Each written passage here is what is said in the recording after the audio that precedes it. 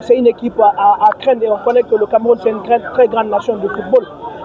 C'est un adversaire de taille. Le Bénin est la première nation au sud du Sahara à organiser la licence A-Pro des entraîneurs où il y avait plus de 24 entraîneurs sur le plan local, qui a un championnat régulier, qui a des infrastructures, un président aussi qui travaille, donc qui est vraiment aussi sur une très bonne phase de restructuration. Donc il faut faire très attention à cette équipe béninoise. La Tanzanie également, on a vu une équipe tanzanienne qui est allée en quart de finale de la dernière CAN avec de la qualité, une jeune équipe mais joueuse, très disponible. Donc je pense que ce n'est pas un cadeau, mais un combattant se prépare toujours à faire le combat. Il va falloir travailler très dur, rester discipliné, rigoureux et travailler sur un dynamisme pour nous permettre de sortir de la poule.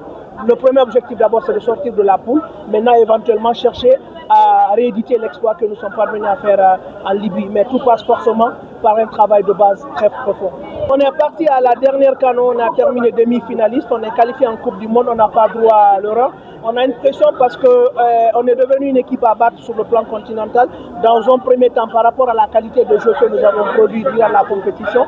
Deuxième élément, par rapport à un petit peu, on est devenu le pays hôte de la compétition. Donc obligatoirement, il va falloir faire le résultat. Donc on a une pression, que ce soit sur le terrain, que ce soit en dehors du terrain, il y a une pression. Maintenant, c'est à nous de travailler, le comité exécutif, moi en tant que technicien, par rapport à la mise en place de l'équipe, le travail continue pour nous permettre de faire le résultat. On a une obligation de résultat. On n'a pas d'excuses, on n'a pas droit à l'Europe parce qu'on a prouvé qu'on peut faire quelque chose, donc il faut continuer sur cette dynamique. On a déjà un noyau en place pour nous permettre de présenter la meilleure équipe possible parce qu'on connaît le Guinéen, il est fan, il est passionné, il est affamé d'une victoire.